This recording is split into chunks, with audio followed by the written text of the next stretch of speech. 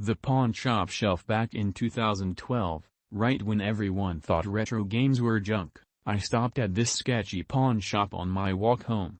Most of the place was jewelry and power tools, but there was this forgotten shelf in the back. Sitting there was an N64 with a bunch of games: Ocarina, Smash Brothers, GoldenEye. The price? $20 for the lot. I almost didn't believe it. I carried it home in a garbage bag because they didn't even have boxes. I still have that same N64 setup today, same controllers with chewed up sticks. Every time I boot up Ocarina, I remember the weird silence of that pawn shop, and how it felt like I'd stolen a piece of my childhood back from time itself. 3.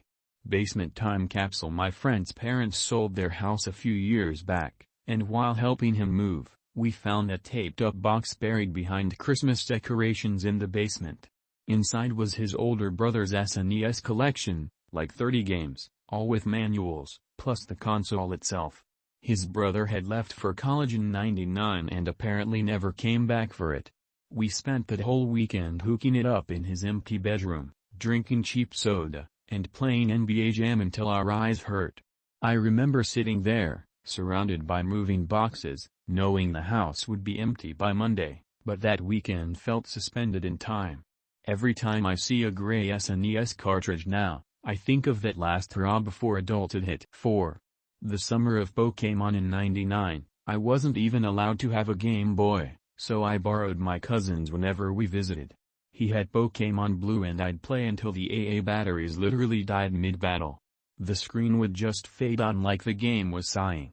That summer, he let me start my own save file and I poured everything into it. One night, when it was time to go home, he erased my file without telling me so he could start over. I was devastated. Years later, I bought my own beat-up copy of Blue off eBay. The stickers have peeled, the plastic's yellowed, but every time I hear that intro theme, I still feel like the kid in my cousin's room, clutching the Game Boy like it held my whole world. 5.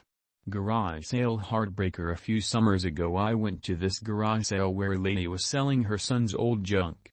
I spot a shoebox with a PS2, memory cards, and like 20 games: Jak and Daxter, Ratchet and Clank, San Andreas, Tony Hawk 3.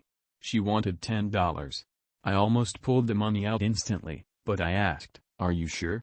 She shrugged and said, "Yeah, he's in college now, doesn't need it." As I was paying, her teenage son comes running out of the house, sees me holding the box, and just deflates. He looked crushed but didn't say anything. To this day, I still feel half guilty when I plug that PS2 in. Best $10 I've ever spent. And maybe the worst I've ever felt. Found my childhood in a random box at Goodwill. I was just killing time last Saturday, wandering through Goodwill, when I saw this ratty cardboard box under a rack of lamps. It was full of wires, VHS tapes, and what looked like an old toaster. Dug a little deeper and I froze. Originalness, 2 controllers, and about 10 games, all rubber banded together.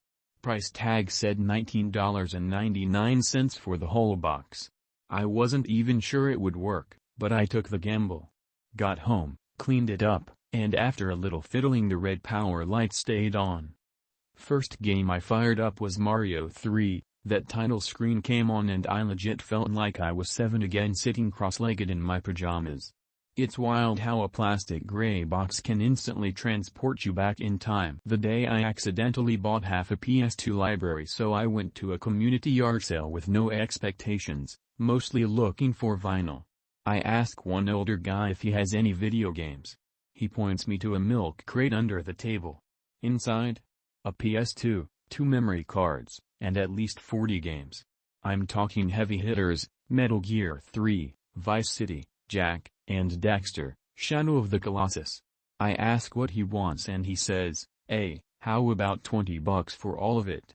I nearly broke my wallet digging for cash. The crazy part? The memory card still had old saves, someone's 100% file on Ratchet and Clank. Sitting there looking through those old save screens felt like stumbling onto a stranger's diary. Grandpa's was still plugged in when my grandfather passed. We went to clean out his house. I always thought of him as a stoic, quiet guy who only read the newspaper and listened to the radio. In the basement, tucked behind a stack of paint cans, was his old TV set up, and Anson's still hooked up. The controllers were wrapped around it, and a copy of A Link to the Past was still in the slot. Out of curiosity, I turned on the TV and the game just loaded like it had been waiting. There was a save file from 1996 with his initials. I had no idea he even played games. I spent that entire night in his basement on a fold-out chair, finishing the dungeons he hadn't beaten. It felt like picking up a conversation with him after all these years. The weirdest Craigslist pickup ever. Years ago, I answered a Craigslist ad for old Nintendo stuff, $50. The guy told me to meet him in a gas station parking lot. Kind of sketchy, but I went anyway. He pops the trunk of his car and inside there's a dusty SNES with maybe 15 cartridges and a Super Scope of all things. I hand him the money, and he says, "Good, now my wife will stop yelling at me." I take it home, half expecting it not to work, but every single game booted up. The wildest part? One of the games was Earthbound, which I didn't even know was valuable at the time. Just thought it looked funky. Sometimes the sketchiest deals end up being the best ones. Rediscovering my Atomic Purple Game Boy back in 1999, my parents bought me an Atomic Purple Game Boy Color for my birthday. I played Pokemon Yellow until the buttons practically give out. A couple of years later, I traded it in at EB Games for credit toward a PS2. Always regretted it. Flash forward to last year. I'm digging through bins at a flea market and I see that same translucent purple shell staring up at me. $10. I buy it, take it home, clean the corroded battery terminals, and it works. The first game I played was Tetris DX, the exact game I used to play on long car rides when I was 8. Sitting there on my couch, hunched over the tiny green screen, I swear I could hear the muffled hum of my dad's old van again.